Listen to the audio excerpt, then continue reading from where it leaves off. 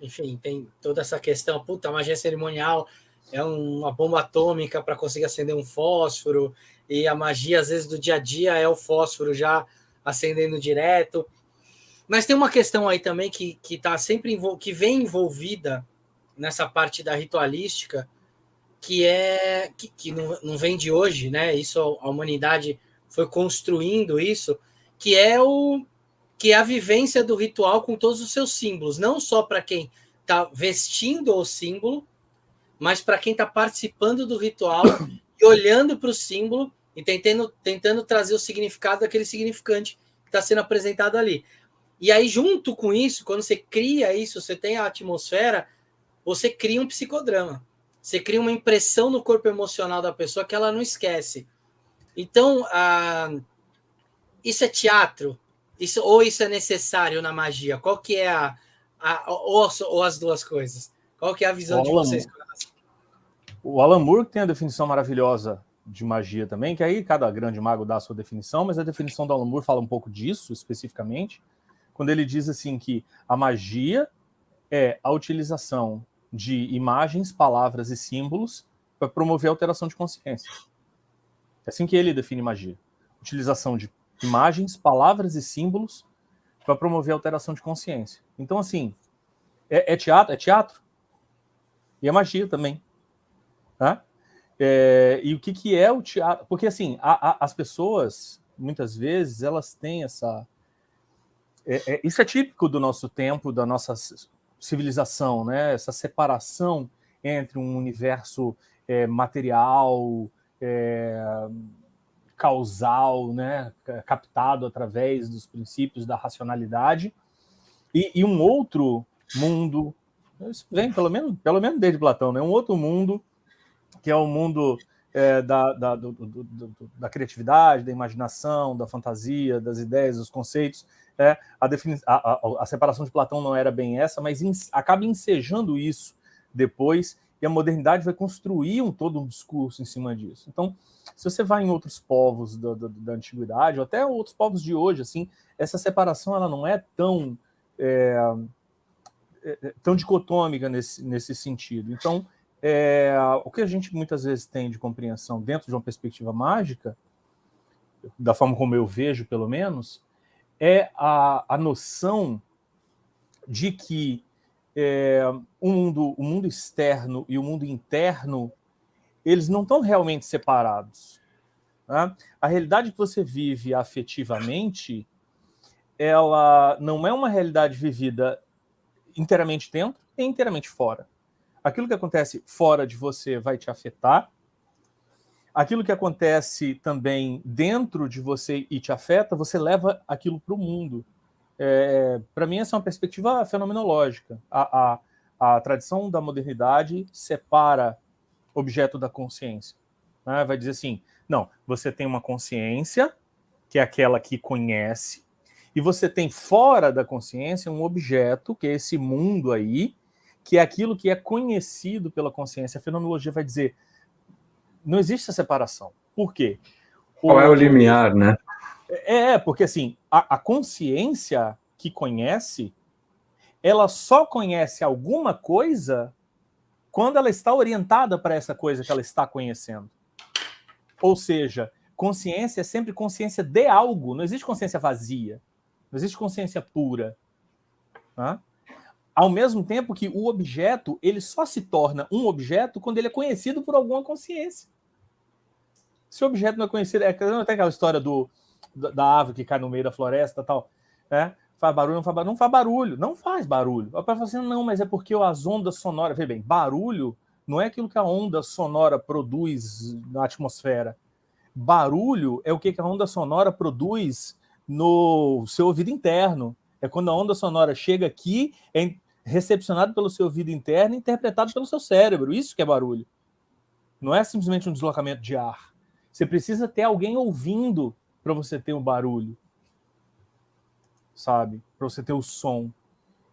Então, você precisa de uma consciência que conheça o objeto e o objeto conheça a consciência. Então, quando você faz um movimento de magia, um teatro, né? É uma coisa fantástica, é uma coisa da pura imaginação, é uma coisa da fantasia. Mas o impacto, o afeto que aquilo produz, né, de afetar, aquilo te afeta. O afeto que aquilo produz é real. Ah, mas é só dentro da minha cabeça. Sim, mas o seu mundo acontece só dentro da sua cabeça. O que não é, né? O que não acontece dentro da sua cabeça? Quando você... Fausto, deixa eu só fazer um parêntese, só para não perder, porque foi da outra vez, quando vocês falam sobre o objeto em si, não ter um valor propriamente, sem ser aquilo que você atribui, ele sozinho não faz nada, né? Me lembra muito, quando eu estava me formando em acupuntura, que hoje em dia tem aplicador, né, de agulha. Você faz um negócio lá, aplica sozinho. E algumas pessoas, na verdade, falavam lá para o nosso professor, pô, vamos aplicar com o aplicador. E ele falava, gente, o aplicador em si é só um aplicador. Vocês precisam fazer na mão, caso vocês não tenham um aplicador em algum momento. Até agulha, vocês precisam também aprender a fazer com outras coisas, como com arroz, ou com vareta, ou qualquer outro estímulo, né? Porque o aplicador em si, vocês não podem ficar refém disso. Foi só um exemplo que me veio, dá para fazer exemplo com qualquer coisa, porque associo muito isso com o que vocês disseram.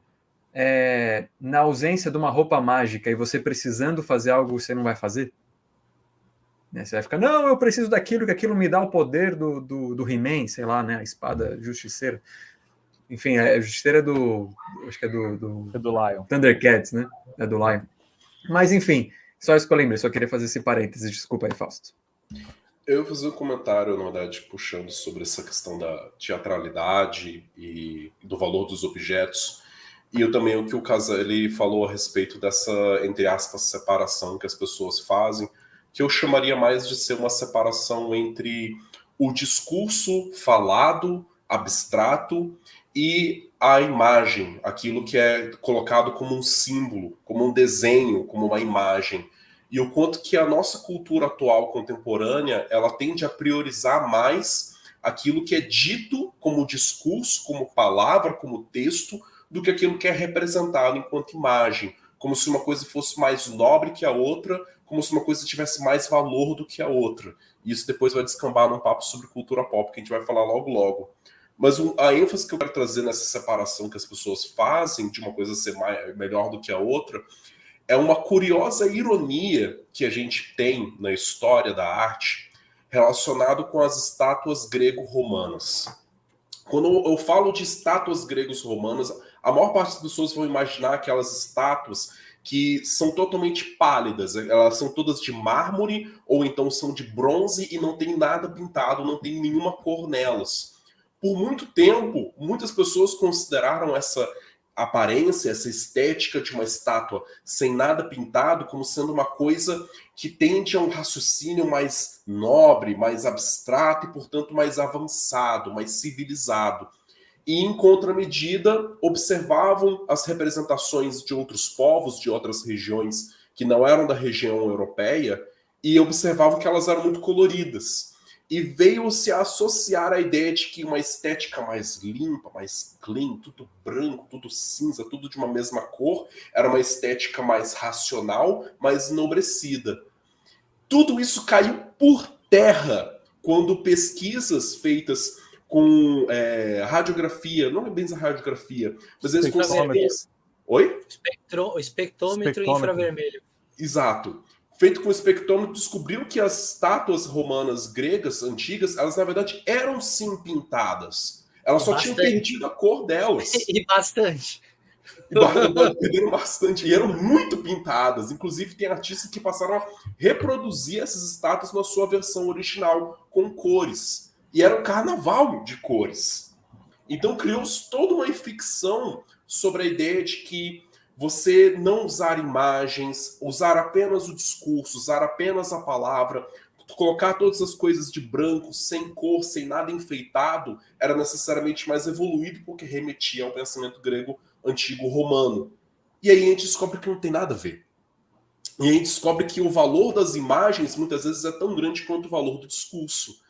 Tal qual é a discussão a respeito do valor das histórias em quadrinhos, que parece que não é nem discurso escrito e não é nem pura imagem. E até hoje tem-se muita dificuldade de levar adiante pesquisas e mostrar o valor de histórias em quadrinhos por si, porque as pessoas continuam achando que a literatura de verdade é só aquilo que está escrito em prosa. Não pode ter imagem junto. Imagem é coisa de criança. E aí a gente volta a pensar no quanto que na própria magia a gente talvez viu uma destituição do valor das imagens, do valor da representação, porque a gente queria... Ah, não, a gente é tudo abstrato, a gente é tudo só na imaginação pura. Quando aquilo que a gente está representando, mesmo de maneira física, também pode ter o seu valor para a gente. Eu estou falando coisas que concordam com o Caselli com o jeito que eu acho que talvez as pessoas vão achar que eu discordo. Mas no fundo eu concordo que, claro, a gente não pode deixar de fazer um rito apenas porque a gente não tem aquele objeto mágico especial que foi designado para aquilo. A gente pode fazer um ritual de maneira apenas mental. Mas também o que o Léo Lousada trouxe é, quando você está fazendo isso junto com outras pessoas, poxa, você pode ter a sua visualização na sua cabeça excelente para o seu ritual. Você tem que fazer aquilo ser palpável para as outras pessoas que estão junto com você. E aí a gente utiliza símbolos e imagens comuns para isso.